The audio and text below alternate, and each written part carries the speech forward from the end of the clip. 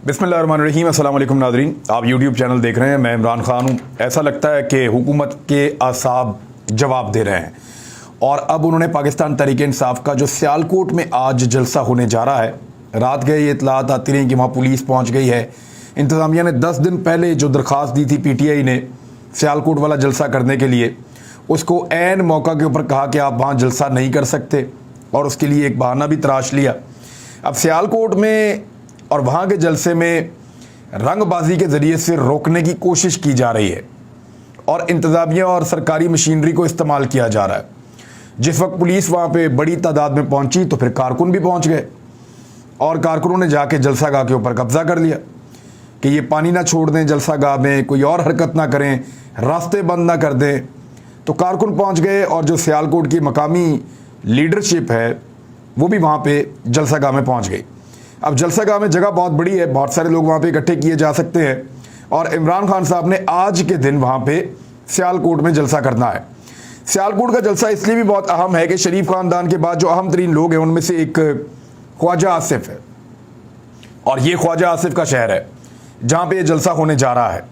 ख्वाजा आसिफ के बारे में कहा जाता है कि वो 2018 का इलेक्शन हार गए थे और फिर उन्होंने दरख्वास्त की बहुत ऊपर एस्टेब्लिशमेंट में और फिर एस्टेब्लिशमेंट ने ख्वाजा आसिफ को ये सीट तोहफे में दे दी क्योंकि उनके ताल्लुकात थे और वो माजी में भी वज़ीर दिफा रह चुके हैं।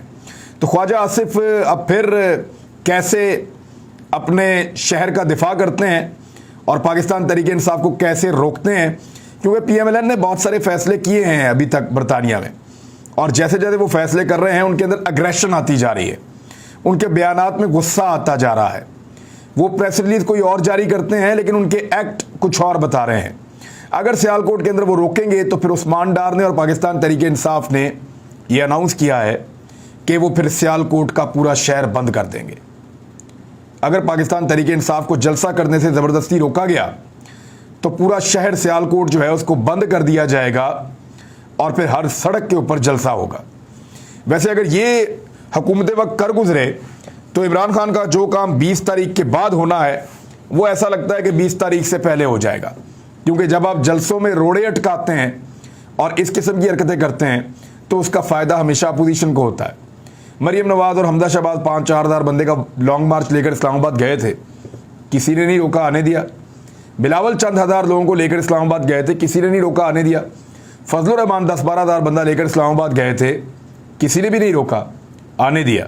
फजलुर रहमान ने इस्लामाबाद में धरना दिया, किसी ने नहीं रोका, आने दिया। मरीम नवाज़ कन्विक्टेड मुजरिमा हैं, मुलजिमा नहीं मुजरिमा हैं, ज़मानत में हैं। उन्होंने पाकिस्तान के तूलो अर्ज़ में हर जगह पे जलसे किए, उनको नहीं रोका गया बल्कि उनको जलसे करने दिए गए।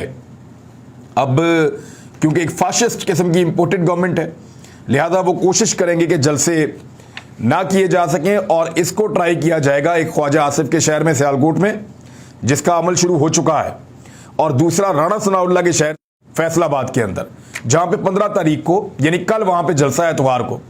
हफ्ते और इतवार के ये जो 2 जलसे हैं सियालकोट और फैसलाबाद, ये बहुत फैसला कुन जलसे हैं और PMLN के लिए बहुत मुश्किल सूरत हाल है, क्योंकि इन दोनों शहरों के अंदर एक दौर में PMLN बड़ी तगड़ी हुआ करती थी।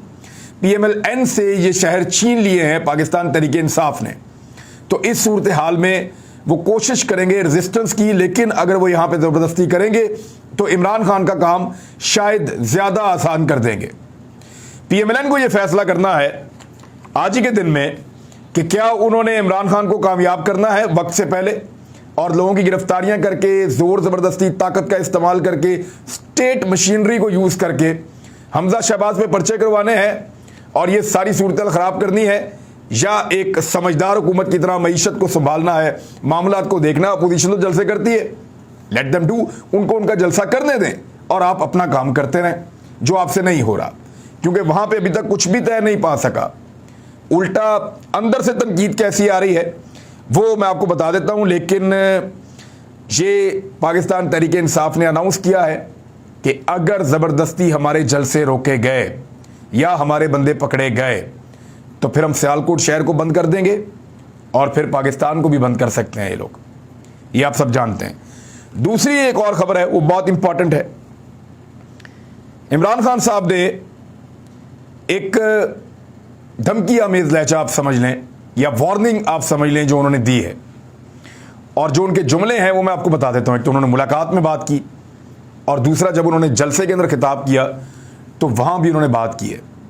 ये कप्तान की वार्निंग है, और वार्निंग उनको है जो हैंडलर्स हैं इस हुकूमत के, या जो सहूलतकार हैं इस हुकूमत को बनाने के पीछे। जो पसे पर्दा ताकतें कुव्वतें हैं, चाहे पाकिस्तान से बाहर या पाकिस्तान के अंदर, उनको इमरान खान साहब ने खुली वार्निंग दी है। वार्निंग क्या है?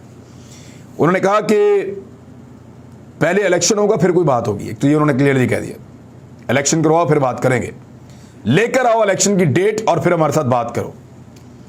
दूसरा, उन्होंने बड़ा क्लियरली कहा कि मैंने बहुत सारे नंबर ब्लॉक कर दिए, मैं तो राब्ता ही नहीं सुन रहा, बात ही नहीं कर रहा, राब्ता कर ही नहीं रहा। इमरान खान साहब ने बहुत क्लियरली कह दिया है कि एस्टेब्लिशमेंट से पैगाम आ रहे हैं, बात नहीं कर रहा, उनके नंबर्स ब्लॉक कर दिए हैं। साथ ही साथ उन्होंने कहा कि उस वक्त से डरें जब साजिश के तमाम किरदारों के नाम सामने ले आऊंगा। ये मैंने आपको पहले भी बताया था, लेकिन थोड़े नरम अल्फाज में बताया था, लेकिन इमरान खान साहब बहुत क्लैरिटी के साथ आ रहे हैं। वो लीडर है अपनी जमात के, वो जैसे मर्जी कहें। उन्होंने कहा कि जानता हूं किस किस आदमी ने साजिश की है, यानी मेरी हुकूमत गिराने के पीछे साजिश में कौन कौन शामिल था, सबको जानता हूं। एक एक मीर जाफर की शक्ल मेरे दिल पर नक्श है। अब ये इमरान खान साहब ने क्लियरली कह दिया कि इससे पहले कि इमरान खान साहब का सबर जवाब दे और उस वक्त से डरें जब साजिश के तमाम किरदारों का नाम सामने ले आऊं, तो फिर इलेक्शन करें और फिर कोई और बात करें, यानी इलेक्शन की अनाउंसमेंट लेकर आएं, और इससे कम कुछ नहीं चाहिए। ये जी इमरान खान साहब का मौक़िफ़ है। इमरान खान साहब फौरी तौर पे इलेक्शन मांग रहे हैं। PMLN ने असेसमेंट अपनी की है, और अब तक का जो उनका फैसला मुझे पता चला है, वो इलेक्शन में जाना भी चाहते हैं और इलेक्शन में जाने से डर भी रहे हैं। शहबाज शरीफ साहब कायल कर रहे हैं कि बहुत बुरी सूरत हाल है पाकिस्तान में, इलेक्शन में ना जाएं, बहुत बुरा हाल हो जाएगा। 1-1.5 साल इंतजार करें, इनका जरा थोड़ा सा लोगों को ठंडा होने दें, हम कुछ ना कुछ करके अपने आप को ऊपर लाते हैं, फिर इलेक्शन लड़ते हैं। इस वक्त इलेक्शन लड़ना इमरान खान स्वीप कर जाएगा। दूसरी जानिब PMLN में एक सोच है कि जितना टाइम आप ज्यादा लेंगे उतना ज्यादा आप गहराइयों में धंसते चले जाएंगे, और इमरान खान साहब फिर इलेक्शन ज्यादा बेहतर अंदाज में जीतेंगे। तो दिस इज द टाइम के फौरी तौर पे इलेक्शन लड़ें। और इसी सोच की हामी मरियम नवाज हैं, नवाज शरीफ हैं, और दीगर जो मरियम नवाज के करीबी लोग हैं वो हैं। और इसीलिए वो डॉलर की कीमत ऊपर जाने का, या स्टॉक मार्केट के गिरने का, या महंगाई का सारा इल्ज़ाम वो इमरान खान साहब के ऊपर लगा रहे हैं। हालांकि जिस दिन इनकी हुकूमत आई थी उस दिन हादसाती तौर पे डॉलर की कीमत नीचे आ गई थी। कुछ स्टॉक मार्केट काफ़ी दिनों से क्योंकि मंदी चल रही थी तो वो ऑब्वियसली थोड़ी ऊपर आ गई। तो उस पर ना सिर्फ DGISPR ने तारीफ की थी, बल्कि इन सब ने बगले बजा बजा कर कहा था कि शहबाज शरीफ आ गया, देखो स्टॉक मार्केट ऊपर चलेगी, देखो डॉलर की कीमत कम हो गई। यानी हुकूमत के पहले दिन जो चीज़ें कामयाबी मिली उसको अपने खाते डाल लिया, और 1 महीने के बाद जो नाकामियां हो रही हैं वो डाल दिया पिछली हुकूमत के खाते में। या तो फिर ये भी कहें कि पहले जो डॉलर की कीमत कम हुई वो भी इमरान खान के खाते में डाल दें। यानी जब जब डॉलर की कीमत कम होगी तब तब नून लीग की वजह से होगी, और जब जब इस मुल्क में डॉलर की कीमत बढ़ेगी तब तब वो इमरान खान की वजह से बढ़ेगी। एक अजीबोगरीबी साइंस है, और इनकी साइंस, इनका मैथमेटिक्स वो किसी को समझ नहीं आता, मुझे तो बिल्कुल नहीं आता। तो पीपल्स पार्टी ये चाहती है कि कम से कम आर्मी चीफ की तैनाती और इस साल के इख्तिताम तक कोई इलेक्शन ना हो। खुर्शीद शाह साहब ने इस ख्वाहिश का इजहार भी कर दिया। जरदारी साहब पहले ही कह चुके हैं PMLN डिवाइड है, इलेक्शन लड़े या ना लड़े, उनको लड़ते हैं तो हार नजर आती है, नहीं लड़ते तो आने वाले वक्त में वो कुछ कह नहीं सकते कि ज़्यादा बुरे हालात होंगे या इससे भी कुछ बेहतर हो जाएंगे। पीपल्स पार्टी को यह पता है कि उनको सिंध से ज़्यादा कुछ नहीं मिलना, और वो ये सोच रहे हैं कि इस वक्त अगर इलेक्शन हो गया तो इस मोमेंटम में कहीं सिंध भी उनके हाथ से ना निकल जाए। अगले आर्मी चीफ का फैसला मौजूदा हुकूमत ही करेगी, खुर्शीद शाह ने कहा। यानी नवंबर तक, 29 नवंबर को नए आर्मी चीफ ने आना है, तो इसका मतलब है तब तक ये हुकूमत रहेगी, और दिसंबर के बाद अगर ख़त्म होगा तो फिर अगले बजट के बाद ही इलेक्शन का इनका इरादा है, जैसे पीपल्स पार्टी कह रही है। और वफाकी वजीर बराए आबी वसाइल हैं सैयद खुर्शीद अहमद शाह, उन्होंने इंटरव्यू देते हुए कहा कि आर्मी चीफ की तैनाती के मामले पर ताहाल मुशावरत नहीं हुई। वज़ीर आज़म इस हवाले से जून के बाद मुशावरत करेंगे। नवंबर में जाके तैनाती होनी है, जून में मुशावरत करने की क्या ज़रूरत है? ये तो जाके अक्टूबर में, सितंबर में मुशावरत होती है 14 अगस्त के बाद। नए आर्मी चीफ का जो भी फैसला होगा वो यही हुकूमत करेगी, बड़ा क्लियरली पीपल्स पार्टी ने कहा है। लेकिन पीएमएलएन क्या इस बोझ को उठाने के लिए तैयार है?